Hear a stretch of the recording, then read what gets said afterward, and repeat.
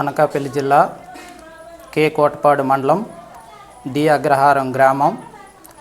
మా గ్రామంలో రామాలయ నిర్మాణం పునర్నిర్మాణం కోసం రేపు ఉదయం 10:48 శంకుస్థాపన ఉంది కాబట్టి మా గ్రామ ప్రజలు, పిల్లలు, పెద్దలు అందరూ కలిసి మా రామాలయం దగ్గరికి వస్తారని మేము మన గ్రామ కమిటీ తరపున కోరుకుంటున్నాం. అలాగే ఇక్కడ విరాళాలు ఇచ్చిన దాతలందరికీ మా ఉదయపూర్వక ధన్యవాదాలు తెలియజేసుకుంటాను.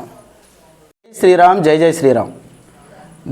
అనకాపల్లి జిల్లా కేకోటపాడు మండలం దీక్షలాగ్రహారం గ్రామంలో 6 తారీఖు 3వ నెల 2026 తేదీన శుక్రవారం నాడండి మా గ్రామంలో నూతనంగా నిర్మించుకున్న రామాలయం శంకుస్థాపన కార్యక్రమం ఉంది కావున మా గ్రామ ప్రజలందరూ ఇచ్చేసి ఈ యొక్క కార్యక్రమం జయప్రదం చేస్తారని మరీ కూర్చున్నాం.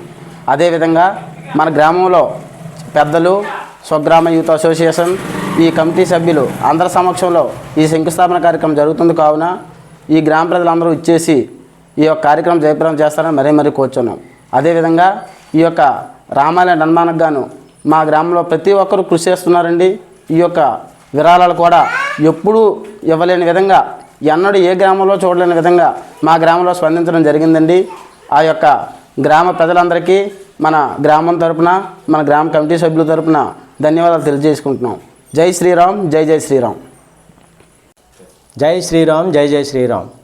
అనకాపల్లి జిల్లా కేకోటపాడు మండలం దీక్షలాగ్రహారం గ్రామం అనగా మన గ్రామంలో ఎప్పుడు ఎన్నో ఏళ్ళుగా రామాలయం శిథిలమై ఉండడం వల్ల దాన్ని మన ప్రజల సహకారంతో, మన గ్రామ ప్రజలందరి సహకారంతో పునర్నిర్మాణం జరపడానికి నిర్ణయించుకొని అందరూ విరాళాలు ఇచ్చి దాతలు మనందరూ రేపు పునర్నిర్మాణం కోసం శంకు జరగడం ఉంది కావున 10:45 రేపు శంకు స్థాపన ఉంది కావున దయచేసి మన గ్రామ ప్రజలు, పెద్దలు, కమిటీ సభ్యులు అందరూ ఇందులో జయప్రదం చేసినందుకు ధన్యవాదాలు.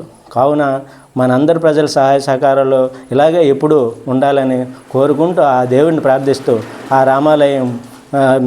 రామాలయం కొరకు కృషి చేసినందుకు మన గ్రామ ప్రజలకు ధన్యవాదాలు తెలియజేస్తూ మేమందరం ఎంతో ఇలాగే ఉండాలని మేము కోరుకుంటున్నాం.